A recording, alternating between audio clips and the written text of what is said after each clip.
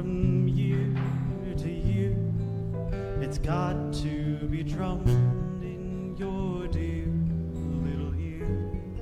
You've got to be carefully taught.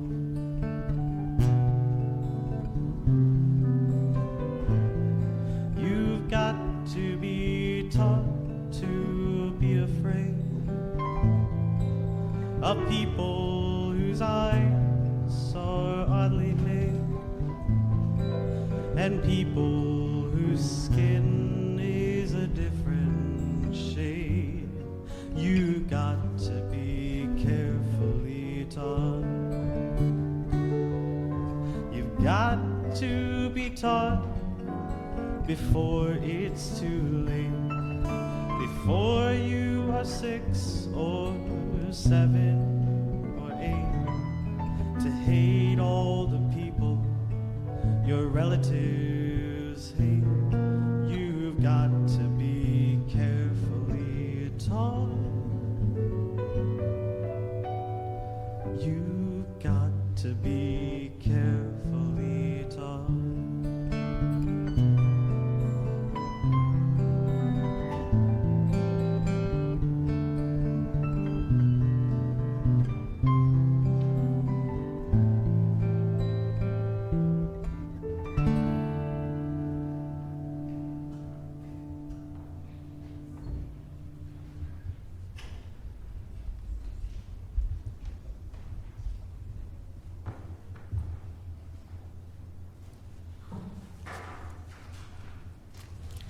Let me just do a mic test. Okay, I can hear me. Sorry that you have to hear me. Not really. Good morning. I am Chris Brubaker. I'm your worship associate today. And it is my pleasure, even though it's raining, to welcome you to the Unitarian Universalist Church of Lancaster. Yesterday was the fall equinox, when the day and the night are equally long. The harvest moon, a full moon, will appear Friday night. Please take a peek. At sundown tonight, Yom Kippur will begin, the holiest day in the Jewish calendar. Yom Kippur is traditionally a time of reflection, considering forgiveness, and how better to be in relation with others in the coming year, starting now. We are in the midst of the National Hispanic Heritage Month and also the National Recovery Month. It is a time to remember the importance of effective treatment in substance and mental health services. I'd also like to put in a personal note. It is also the 100th anniversary of the Lancaster NAACP. And unbeknownst to you, even though you had Randy Harris with the Underground Railroad presentation for the Garvin Lecture, Mr. Jack Brubaker, hanging out in the corner there, is related to the founder of the NAACP, Mariana Gibbons. At the social hour, you might want to talk to him about the property that he grew up on, which was part of the Underground Railroad, about his Quaker family roots, which produced the NAACP, believe it or not. And I know he's very happy to be related to this woman named Mariana Gibbons. And it's my pleasure to be married to him. How about that?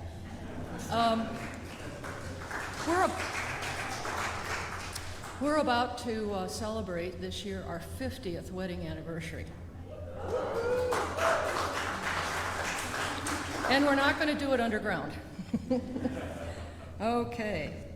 So we welcome you this morning just as you are. Here at the UUCL, we come together to nourish the spirit, connect in love, and act for justice. Whatever your heritage, whatever your faith, whomever you love, however you identify, today you are part of this spiritual community. And if this is your first time, and welcome, may you soon discover this as also your spiritual community. As has been our custom, let us give a special welcome to those joining the service in this morning on Zoom, and there's the camera. So, if you would, those of you on Zoom, turn on your camera, and those of you here in the congregational area, wave. Okay, and so on. We welcome you to move and be you. As part of this welcome, we have what we call spirit play materials outside the sanctuary, however, in the back, in the Women's Memorial Room. Spirit play is meant to engage your heart, soul, and mind during the service, if you would like. Needed clay in your hand during the sermon, color a tag for a friend from the pencil box, grab a meditation cushion from the back to sit on. In the Women's Memorial Room, there is a table with these activities for all ages, emphasis, not just children. As always, all ages are welcome in our sanctuary space. Today, there will not be a class for children in the playroom, so that won't be available for parents.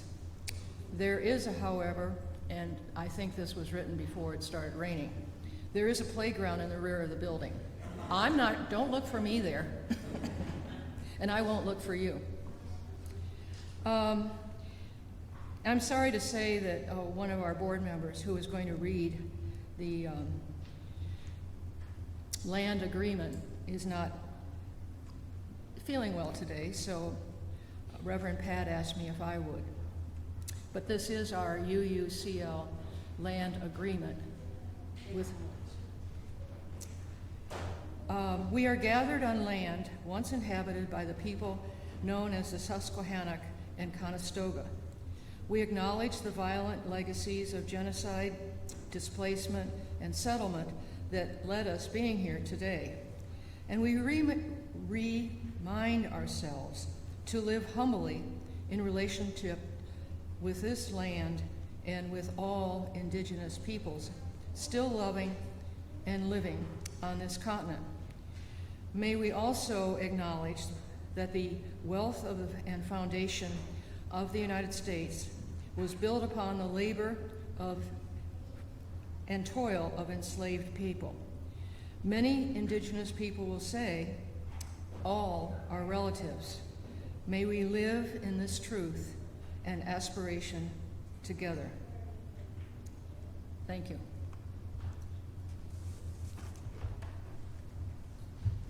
Good morning. I'm the Reverend Patricia Guthmann Haresch, but you can call me Pat. And I want to say just a couple of more additions to what Kim shared. I want to mention, even if you're in the pews, at the end of your pews are our Spirit Play art materials. So you can ask someone to pass it down to you if you wish. You don't have to go all the way back to the Women's Memorial.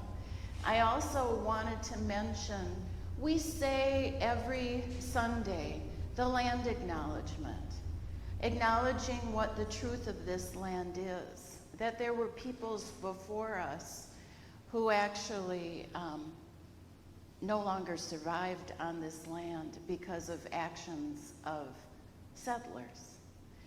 And we live on land and in a country where so many of our governmental buildings, so much of our wealth was based upon enslaved labor. And I thought, given the topic today, the roots of racism, it would be a good reminder of that. And that we can say all we want, the truth of the land, but unless we do work that continues relations with the indigenous of this land, unless we do the work to dismantle racism, they really are just empty words. I even think of Chris and Jack, who have led us in a lot of our continuing work with indigenous relations and not just land acknowledgements, but the Walters Grant, Walters Unitarian Trust, has given money to an exhibition at the Indian Museum and other things. So we try to continue this work. Last night we had, or Thursday night, we did the Underground Railroad presentation. We had representatives at the NAACP Gala for the 100th anniversary, but there's more that we can do, yes, to be active in truth and reconciliation and the dismantling of racism. So this today will be the first in a series. Your congregation, this congregation actually adopted a principle, an 8th principle. We have 7 principles. If you look in the front of our hymnal, we have 7 principles that we've upheld since the early 80s, and it actually historically came from before then. 7 principles, and there's been a movement in the denomination to add an 8th principle, to really say, beyond just upholding the dignity and worth of people, it means that we be active in dismantling systemic racism. So I'm going to do a series to lift up different aspects of that 8th principle. And I thought, let's start at the very beginning, right? The roots of racism in our country, and how far back in recorded history we know. So thank you for coming out to listen to that, especially in the rain. But given all that I just shared, I'm going to bring you opening words from the late Reverend David Reese Williams as Chris lights the chalice. And he said, "The precious life that is in you and me is the same for all, rich and poor, wise and simple, strong and feeble. We are joined by a mystic oneness, whose source we may never know, but whose reality we can never doubt. When one suffers, we all suffer. When one hungers for bread, we all hunger. When one tramps the streets in search of work, we all tramp the streets. The mystic oneness of the one with the many has been glimpsed by all the great seers and leaders of humanity. We are our neighbor's keeper, because that neighbor is but our larger self. Let a sense of our vital unity with all people everywhere possess our minds and hearts. Behold, you shall love your neighbor as yourself, because your neighbor is yourself. May we know this. May it be so. And let us sing along this same idea. This is hymn number 318, We Would Be One. We would be one as now we join in singing a hymn of love to pledge ourselves anew to the high cause of greater understanding of who we are and what in us is true. We would be one, living for each other, to show to all a new community. We would be one in building for tomorrow, a noble world, and we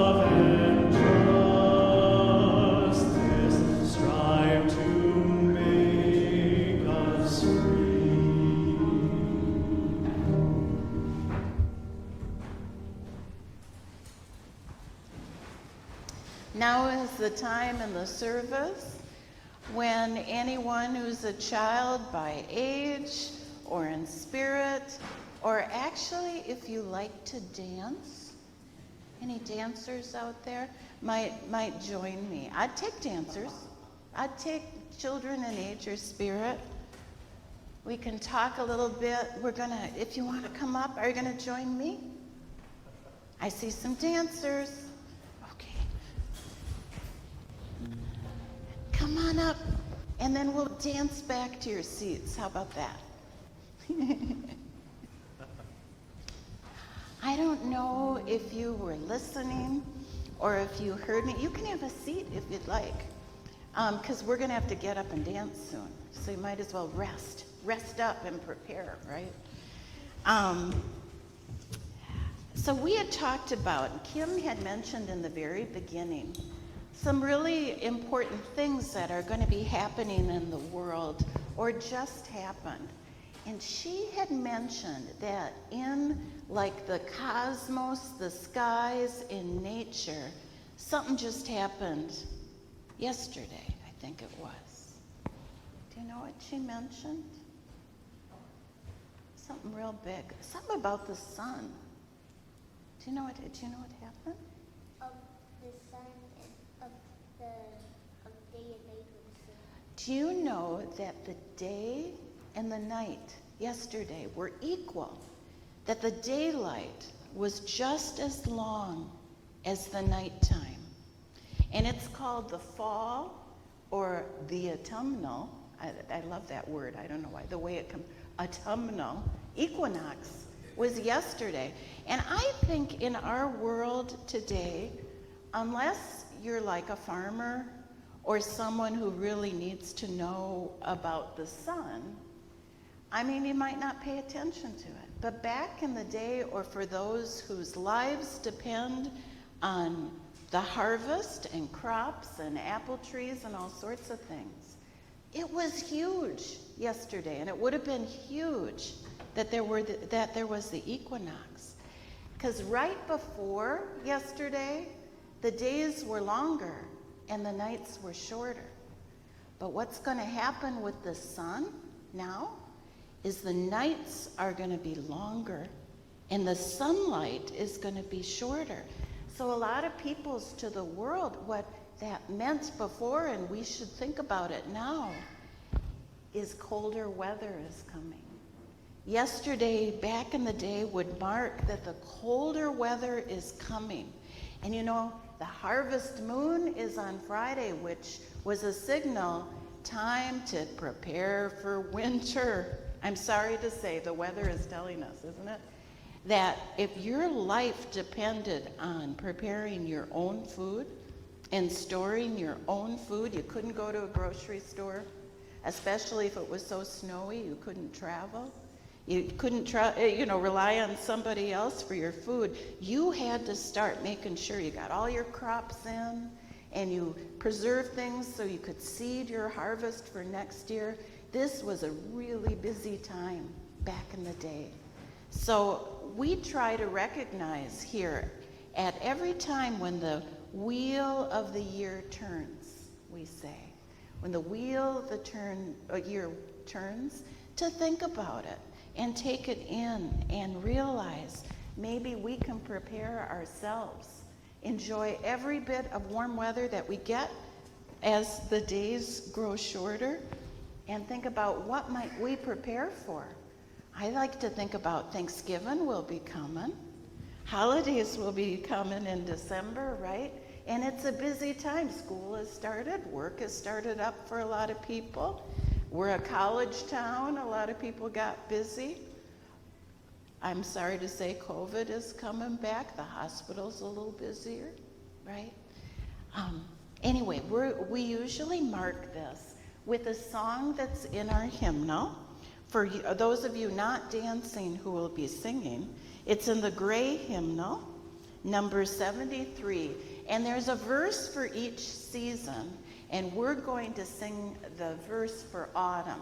And, you know, oftentimes we do a dance and hold hands. But because it's the flu and COVID season, I was thinking we might not hold hands. But instead, I'm going to teach you in sign language. The seasons are represented by the growth of a tree. Summer is a tree emerging. Fall is leaves falling off the tree.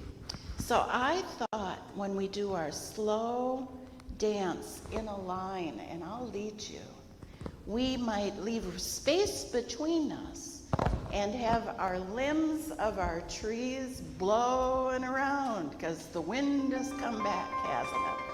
So Eli's going to start teaching people the song, and when you sing, we're going to rise like trees, and as we dance, we're going to blow with the wind, right? And you can rise as you're able in spirit or body. Here we go. Summertime has turned the star wheel, autumn is upon us. Summertime has turned the star wheel, autumn is upon us. Sweet the angling sun, sweet upon the air, the smell of blue mist rising. Summertime has turned the star wheel, autumn is upon us.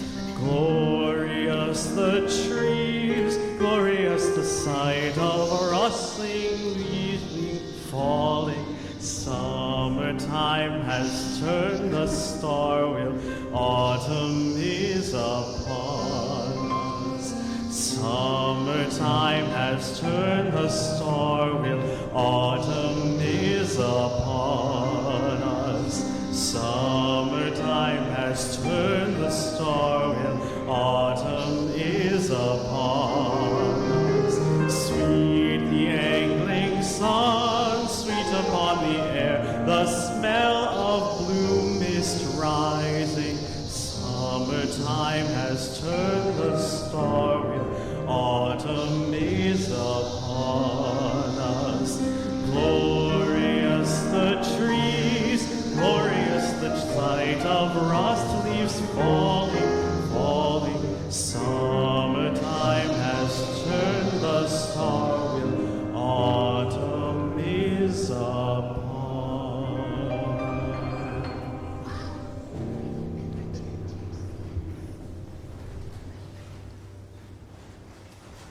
The wheel has turned. Thank you.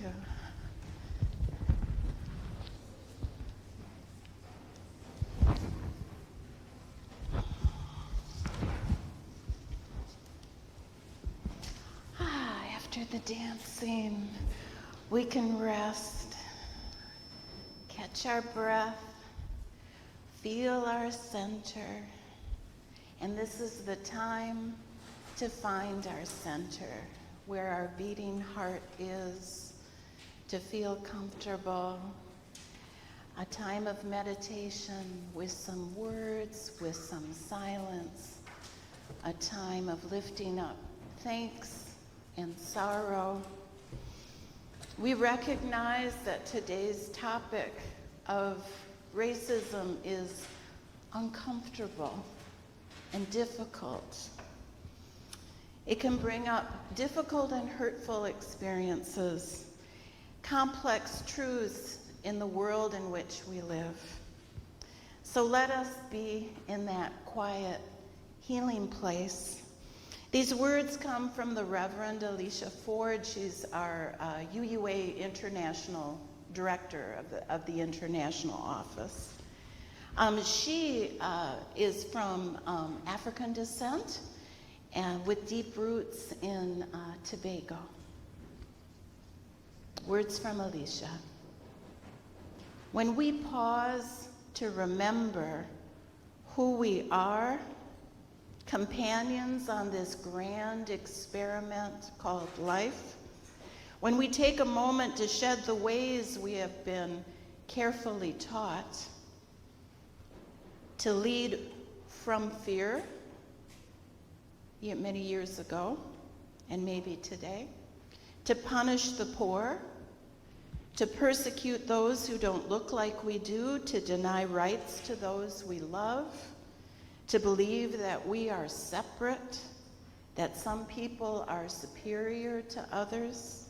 When we take a moment to shed all of that and hear our stories, hear and see each other into existence, into community, when we take a moment to embrace the practice, to practice a different way of being, when we answer the call of love, then we are living into the promise of building the world we dream about, taking courage with our hands and hearts to make the real dream of a more equitable world, to journey together, seeking to be transformed even as we transform, becoming explorers and learners in the world around us, humbled by what we yet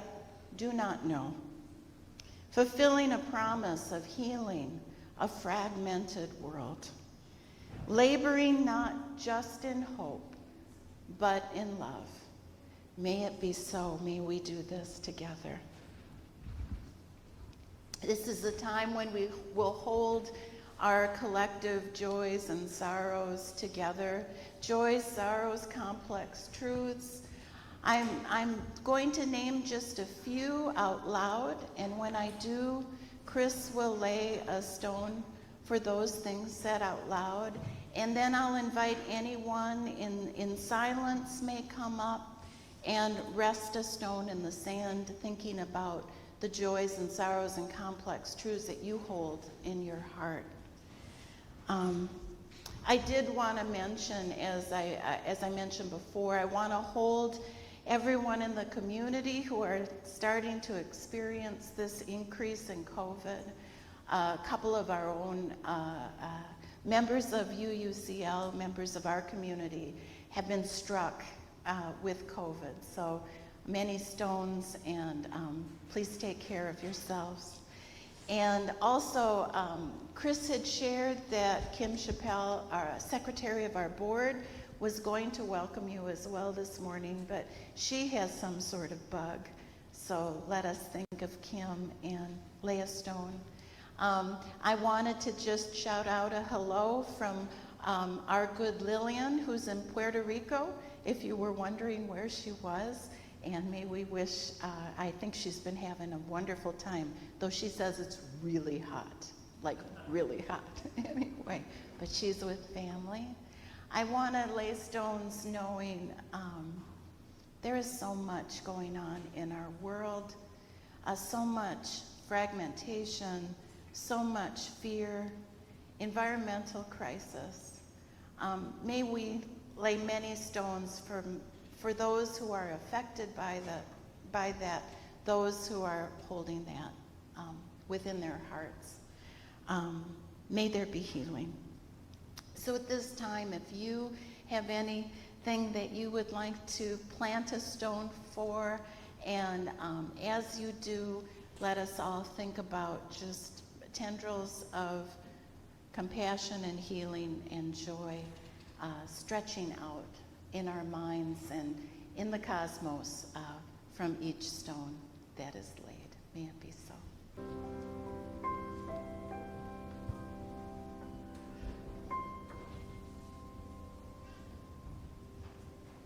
Let us take just one more moment and just really be silent. I just think how rarely do we get this opportunity to be together in a room, holding care for each other, for each other's silence and stillness. Let's take a moment just to be quiet and rest in the moment together. Let us be still.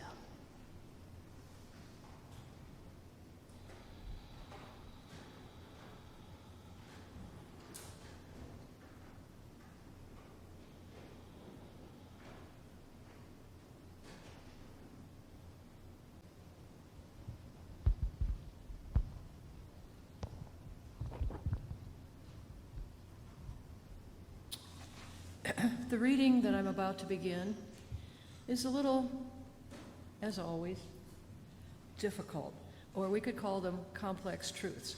So you're going to have to listen carefully. All right. Who is welcome? Everybody who wants a seat at the table. Blacks, Latinos, Asians, the poor, the disabled, gays, and lesbians. Where are all the straight white men supposed to fit? I'm not prejudiced. I'm just asking. And what tables are they talking about? My table only seats 8 comfortably, but I have a service for 10. That's it. You'll just have to wait your turn. Can you imagine if we just let everyone sit at the table? Why, we might have people who can't tell a salad fork from their dinner fork, or people who eat with their hands. I shudder to think. Anyone is welcome at my table, in my home, as long as you don't have grease stains on your clothes and have washed your hands before you touch my silverware. Everyone is welcome at my table, as long as you don't try to proselytize me with your religion or your politics, and don't get upset when I question yours. Come on in, I say. But don't make fun of my Pan-African sculpture and paintings mixed with chintzy curios and precious moments figurines. If you don't dress up, and you don't have your every hair in place, and you don't smell too fresh, you're welcome. Here, let me get you a towel. I am told that the outside shower works very well. Not today, but we could also stand there. Everyone is welcome at my table, as long as you sit still and don't wiggle or interrupt the grown-up conversations. Children should be seen and not heard. Please forgive me for that. But they should be dressed up with bows and satin so that they can, my goodness, entertain us. Don't worry if they're not talented. It only reflects your upbringing, not mine. Truth is, I don't really have room for you. Maybe next time. Every time I hear that reading, I hear different things. And sometimes I feel like it's what some people think but don't say out loud. Yes? And I think we'd all like to think we would welcome anyone at our table in our hearts, but our life experience and our busy brains can get in the way. Judgments and bias, intentional or not, lurk under the surface of our lives, our upbringing, our training, our life experiences. They're under there. And there is a desire to feel comfortable when we have guests at the table in this intimate setting, when we're in the workplace, when we're out and about in the world or in close quarters. That reading makes me think of, another time, like Victorian times. Have you seen those sets of dishes where there's 50 million different sizes of dishes for different things, and you have to know just the right thing that's served for the right course? And there's like 10 different pieces of silverware, and you have to know which one to grab at one time. If you're in and accustomed to the rules, you can sit down and you wouldn't even notice it. You would pick up the right fork and you'd pick up the right knife, and you'd know that they're going to serve you on this side, and that's only for the dessert. But if you weren't accustomed to that, you would sit at that table and think, I'm going to do something wrong. You wouldn't know the secret rules of society. And I think sometimes when we're dealing with issues of cross-cultural encounters, it's kind of like sitting at that Victorian table. What are the rules? What can I say? Who can I be vulnerable with? When am I going to feel safe, right? And sometimes I think, as I'm trying to remember, as Julie Steinberg, one of my colleagues said that when we encounter these cultural cross encounters, we need to lean into our discomfort and trust love and lead with love and hope and for the best. And know sometimes we'll make a mistake. It's not the end of the world, right? Just go for it. Now, science and history and anthropology will tell you that identifying these differences, identifying that, categorizing people, right, making these judgments, is natural. Just think way back in prehistoric times, right? Think of even now on the streets of certain places. Humans have survived because of the flexibility of our brain and the fact that we categorize quickly. So right away out in the jungles, I would know, are you friend or are you foe? Should I run or should I give you a handshake? Are you going to be dinner or am I going to be dinner, right? So this is an adaptable thing. A thing that helped humans with survival is understanding who's going to be a friend, who's going to be a foe. But sometimes they were friends. We didn't automatically, just because we saw a stranger or someone different, thought there'd be a fight. More often, they became an ally or someone we would trade with, someone we would even make families with. There is Neanderthal blood running in all of our DNA. Sometimes we would intermarry these different people. Imagine a time, because as history would tell us, this concept of racism or categorizing people by the color of their skin, not by nation, not by where they came from, but the color of their skin, is only since about the 1500s. Imagine that. In all of human history, this concept of race and making judgments by race is, someone do the math for me, that's only about, 1,500 years old and 20-some years? Imagine, just close your eyes and think about a time that you would think about categorizing people, maybe because of their customs, maybe because of the place they came from, or the nation state, or the tribe they were from, but not by the color of their skin. That's recent. That's pretty recent in our history. So in some ways it's helped us to categorize for survival. Some ways, how has it harmed us?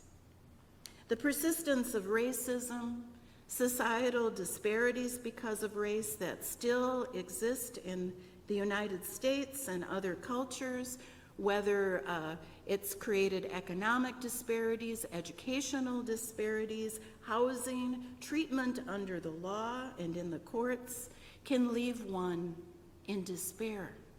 I think for so many of us that lived through the 60s and saw all the rights movements for every kind of right, I just can't believe that it's 2023 and these things still are a specter in our nation and in many places in the world.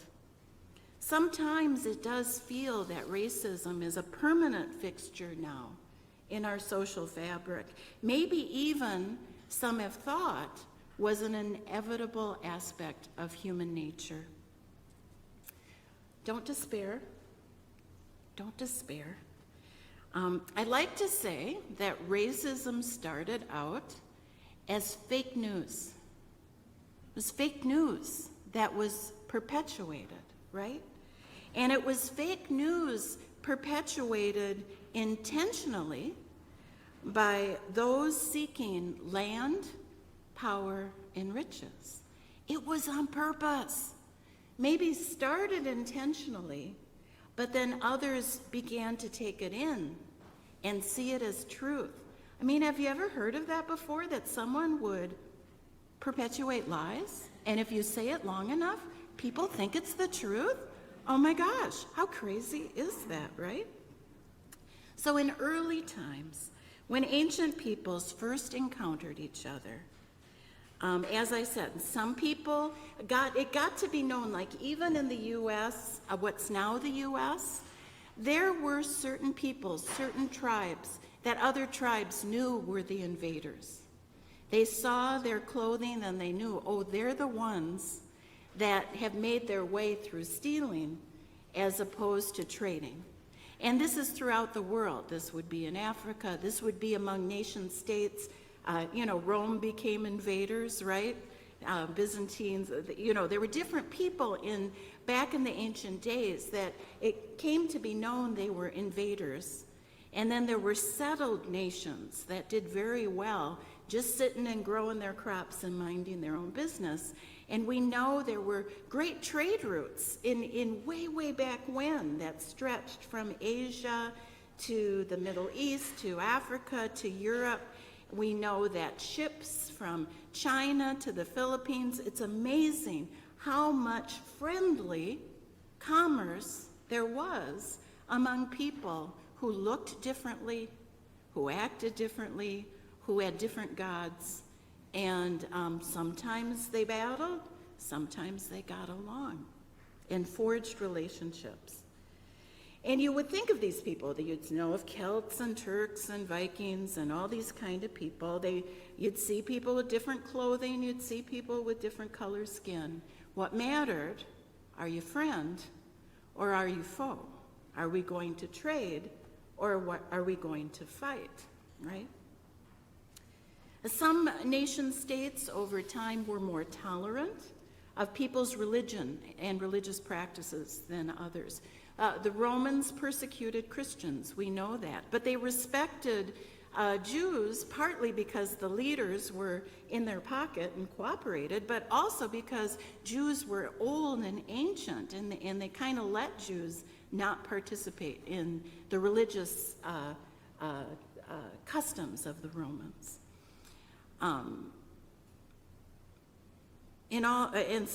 So you get the message.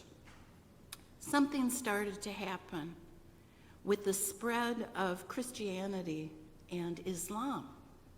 All of a sudden, you could have peoples united by religious practice as opposed to just nation states. So imagine when all Christians, for the most part, were Catholic. The Pope had more power in many ways to influence than your own king or your own ruler. And rather than just have a war with your own nation, the Pope could unify thousands of Christians to go to battle in the cause of religion. Yes? So something started to happen. I mean, we know that between the Turks and the Muslims and the Christians, there was tension coming about control of land and wealth and riches. Since the 6th century, Christians would make pilgrimages back to Jerusalem, the birthplace of their religion.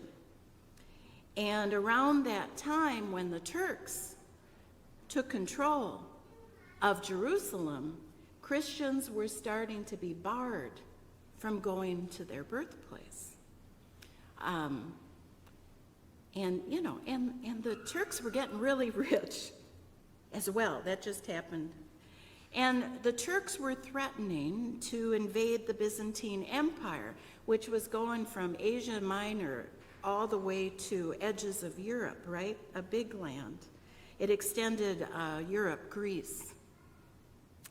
And rather than conferring with and trying to talk other European rulers to help the Byzantine Empire, they went to the Pope and said, we got to fight the Turks. I mean, they're not letting us do our pilgrimage. And in service of Christ, we should spread Christianity to the Ottoman Empire. We need to go there. We need to go there. And so Pope Urban II in 1095 was speaking at a council in France. And he was thinking, ooh, I got a lot of power. I could really unify all these Europeans behind the power of the papacy. So we can pin this date, November 27th, 1095, at this council in France where there were hundreds of clerics and noble people. The Pope summoned the rich and the poor to stop their infighting and embark in a righteous war.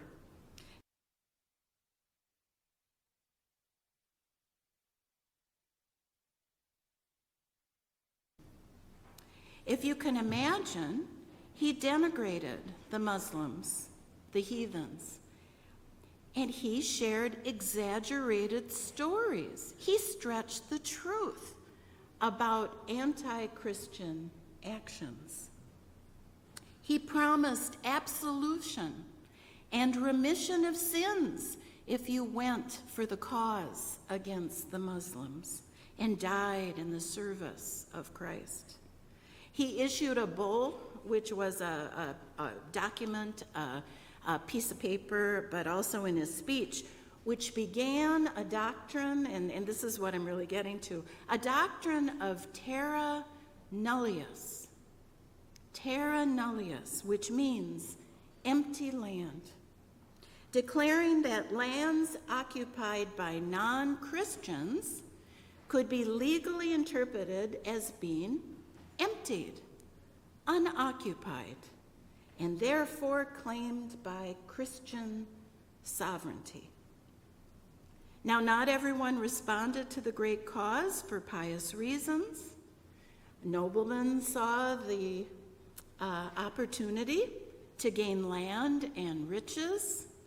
It is thought that maybe upwards of 500,000 people went to the Middle East for the cause. And this was the first of 7 crusades that we know many innocents were slaughtered, land taken, and riches stolen for this righteous cause.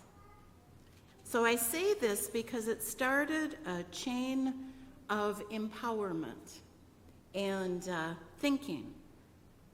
If I wanted to take land and needed land, I could appeal to the churches of my lands or even the Pope to get holy license to go to these empty lands and claim them.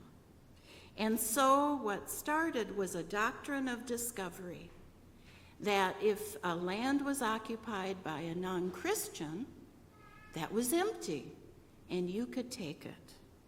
And this is how the Spanish and the Portuguese were empowered in the 1400s and 1500s to go explore and then take riches and land. This is how the Dutch were empowered, and the French and the British by their churches to go and take lands and claim territories in Africa and the West Indies and the New World. In 1792, our Thomas Jefferson, U.S. Secretary of State, claimed this so-called doctrine of discovery as well-known international law. And so it's applicable to the U.S. government. We can codify that, and how convenient. We want to take more lands on the other side of the continent. A very convenient doctrine, yes, to take the Native American lands. This doctrine was upheld, again by the U.S. Supreme Court in 1823.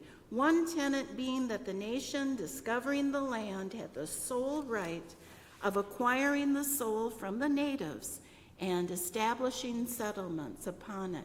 The natives can still live there, but we get to get it if we got it in conquest. All we had to do was discover it and claim it. It's ours. Even up through 1823. Some of that doctrine of discovery has not been repudiated through law yet. When the explorers first came to the New World, what's interesting is I will share, the first Africans that came to the New World were not enslaved. They were actually on the crew of the explorers. Among the Dutch, among the Portuguese, there was a tradition of having, it really became quite a trade, that there were Africans who became well-known interpreters.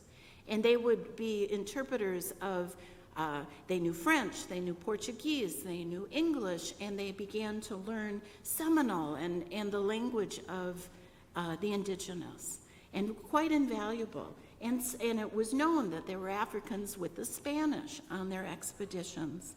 It wasn't until colonies were established by the French and the British that there began to be a pressure on, there wasn't enough labor.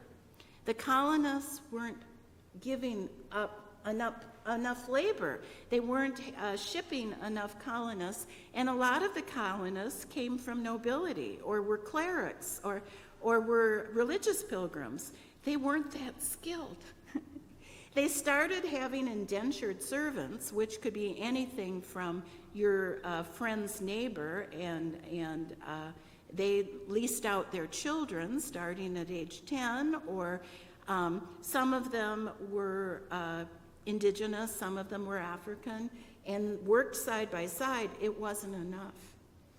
And the French and the English and others were starting to go into Africa, and the cruel part of the discovery doctrine, and what some of the rulers told their people is, you don't just get to take the land and the riches, you can take the natives and put them into perpetual slavery. It's okay in the service of the church. We're going to proselytize and make the heathens Christians. So it's a good thing. It's a good thing. So there began to be a movement of human trafficking where people were taken, and they liked them, especially in Africa, because of their skills. And many of them were first taken from West Africa along the coast, and they were very skillful in advanced farming skills, carpentry, bricklaying skills, metal and leather working skills. As opposed to what we're learning in the state of Florida, they didn't need to go into slavery to learn skills. The reason why they were attractive to the colonists is because they already had the skills to come into the colony. Before the 1660s, slavery was something that had an end point. Slavery, typically, you did it by contract, or you could earn your release. And one's children didn't necessarily become slaves. But in Virginia, and again, Thomas Jefferson was to thank, in Virginia, a law was enacted to make slavery perpetual and hereditary. The mother's status determined the status of the child. So it was great to have slaves and women who could keep making more slaves. And there you could multiply your workforce. And at one point, the law said that if a slave converted to Christianity, they could be released. In the 1660s, those laws were no longer true. All you needed to be was black to be a slave. And it even was upheld later in the Dred Scott case in 1857. Dred Scott and his wife were born slaves and were traded and inherited among different owners, but they landed in a free state, but still had this status of slaves. So they sued for their freedom. They said, in my state, the rule is that we're free. It went up to the Supreme Court, and they ruled that the Scots, under the eyes of the Constitution, were not citizens but property. And so people should be able to hold their property and not have it taken away. And ultimately, Chief Justice Taney declared with the full force of law that to be black in America was to be an inferior being, not a citizen, without rights, which the white man needed to honor that truth, and that slavery was for the benefit of the slave. U.S. Supreme Court, 1857. Because here was a part of the fake news. When there started to be this human trafficking, this taking from these other peoples, this was when we hear the word white start to be said. We start to hear in documents the word white, meaning colonists and settlers. When they went to these other lands, they would distinguish themselves from the people they would find by the color of their skin. And they would send letters back home saying these people seem to be not as smart as us. These people seem to be not just heathens without Christianity, but they seem to be inferior beings. And in Africa, it seemed, maybe they were a different species. Maybe they were a humanoid and not even fully human. And what happened in Europe and then in the colonies is the academies went behind that, searching for research and science that would uphold that truth. We start seeing the church using the Bible to uphold slavery. We start seeing the academies doing pseudoscience to start to theorize that, yes, perhaps this is a different species. Perhaps their brains are smaller. And so this Chief Justice and the courts, even in the 1850s, are still influenced by this justification for human trafficking and slavery. But we know before the Civil War, and even beginning in the colonies, not everyone agreed with this. Not everyone felt that the cruelty of slavery was right. John Adams, Unitarian John Adams, he and his son, Unitarian John Quincy Adams, were against slavery. John Quincy Adams even defended a ship full of slaves who rebelled against those who held them. There were people who shamed Thomas Jefferson as he would try to run for office, showing his hypocrisy, that he would say everyone's equal, but was a slaveholder. It wasn't true that people in that time didn't know better. They did, and they argued, and they debated. And some Christians said, this is not Christian to treat these people this way. So tensions were brewing, and the justifications became harder to uphold. And then we know there was the Civil War. The shame of the Civil War is after that, racism didn't go away, did it? And even though the law of the land wasn't that there was slavery anymore, there were all these people without inherited wealth who had to start from scratch. and many localities and states enacted laws and social norms that would continue to keep the nature of your skin, whiteness as supreme, and people of different skin colors as not having the same rights. You know, separate but equal.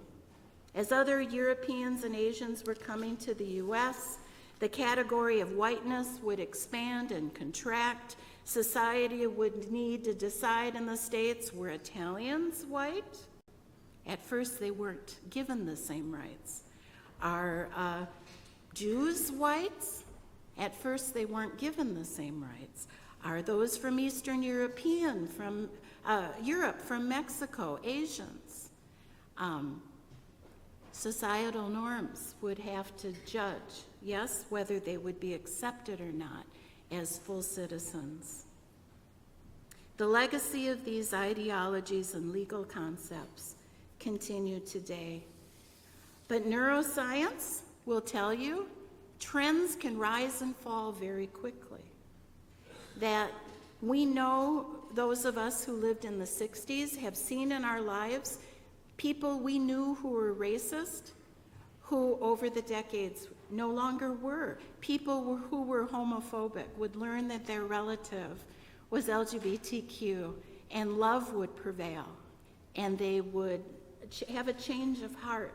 Neuroscience will tell you that we can change quickly in our attitudes. It depends on our community, and it depends upon the circles in which we travel. It matters what we say. It matters what we say in the public square. It matters what we say at the dinner table. It matters what we say. When we hear someone say something that in our hearts is not true and not right, it matters that we speak up. It matters that we recognize the unity, the mystic oneness that is within each of us. And if it doesn't begin with us, where does it begin? Yes. I want to end with a reading that comes from the Reverend Leslie Takahashi. Is that right? Reverend Takahashi.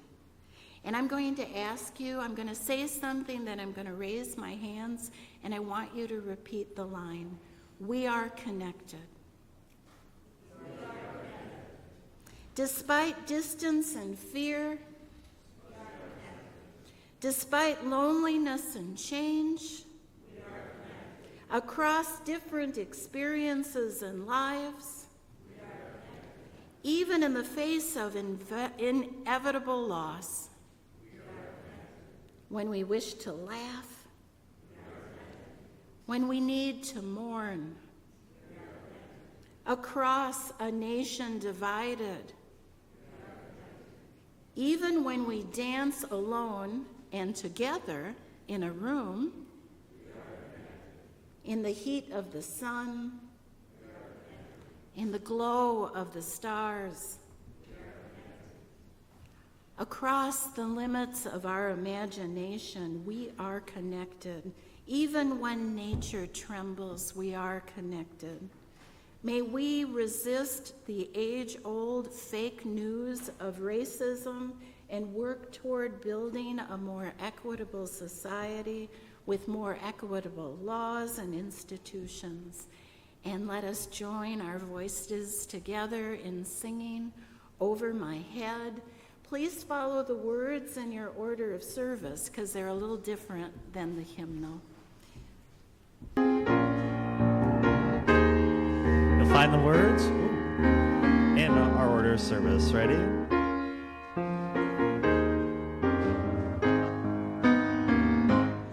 Over my head, I hear music in the air. Over my head, I hear music in the air. Over my head, I hear music in the air. There must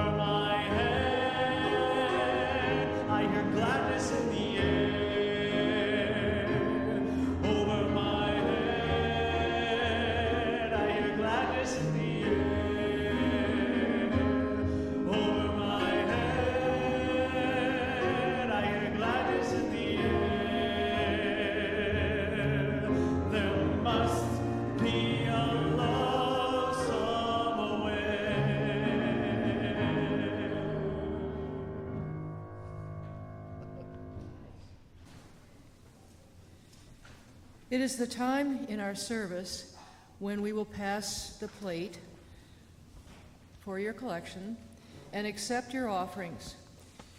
You may also go to our website, if you have a smartphone or you're at Zoom, and make a donation online. We welcome that too. A portion of the offering will be shared this month with Aaron's Acres. That's actually in Manor Township where I live. Since 1998, Aaron's Acres has provided children and young adults with disabilities opportunities to learn and succeed through a nurturing social and recreational program, regardless of abilities. May the plates be passed.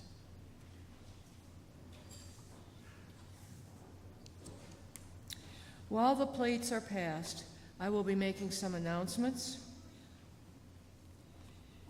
First, do look at our weekly email newsletter called the Love Letter.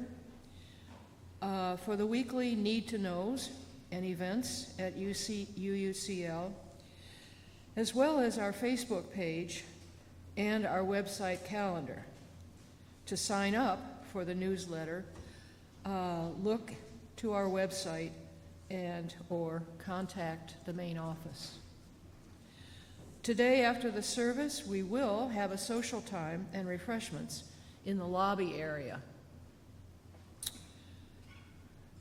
At 11:30, there'll be a starting point to newcomers to the UUCL, which will be in Emerson Hall downstairs. So when you exit that door, which is best, and go downstairs, that's where you need to go. And please ask for help if you need it. People had pre-registered, but anyone is welcome. This is the first of 3 sessions. If you will be joining for the 2 October sessions, please do pre-registration so we can make sure we have enough wraps for participants. Today, Spirituality of Making will begin with journal making.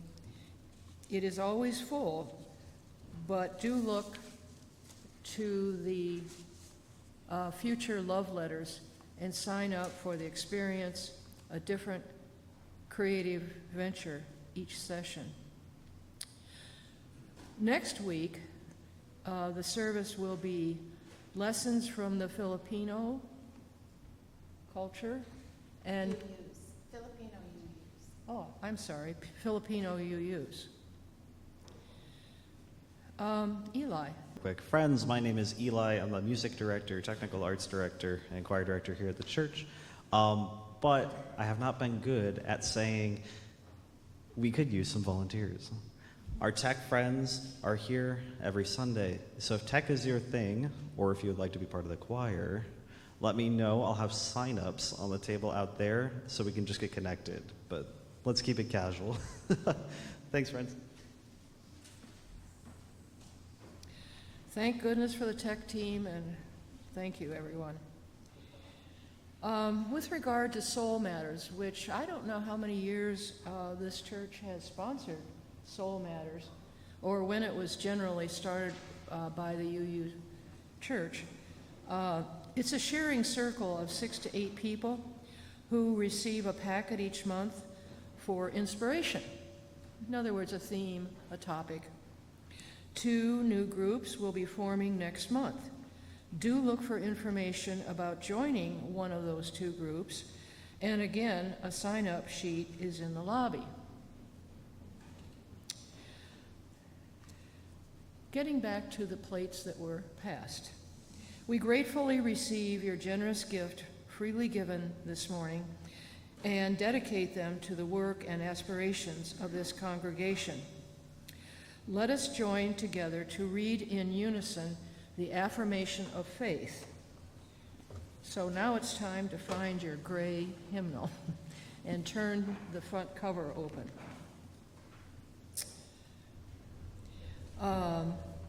So we'll be speaking in first English and then Spanish. Love is the spirit of this church, and service is its gift. This is our great covenant, to dwell together in peace, to seek the truth in love, and to help one another. El amor es el espíritu de esta iglesia, y el servicio es su ofrenda. Este es nuestro trabajo, el vivir unidos en paz, el buscar la verdad en amor, y ayudarnos unos a los otros. This is actually called Prayer for Living Intention. As Chris extinguishes the chalice, I say these words from Joe Cherry, Reverend Joe Cherry. If we have any hope of transforming the world and changing ourselves, we must be bold enough to step into discomfort, brave enough to be clumsy, loving enough to forgive ourselves and others. May we, as a people of faith, be granted the strength to be so bold, so brave, and so loving. So go in peace and love and joy. May it be so. You might know the song from services done in the past, and the chorus is really easy. You'll pick up on it. I can change the world with my own two hands, make it a better place with my own two hands, make it a kinder place with my own two hands, with my own two hands. That's your part. I can make peace on earth with my own two hands. I can clean up the earth with my own two hands. I can reach out to you with my own two hands, with my own two hands. One more time. With my own two hands. I make a brighter place with my own two hands, make it a safer place with my own two hands. I'm gonna help the human race with my own two hands, with my own two hands, with my own two hands. I can hold you with my own two hands. I can comfort you with my own two hands. But you have got to use your own two hands. Use your own two hands. We're gonna repeat that, ready? Use your own two hands. With our own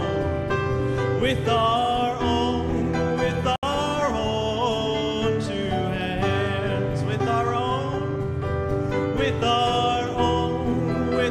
own two hands. Last time, with our own two hands. Thank you, everyone.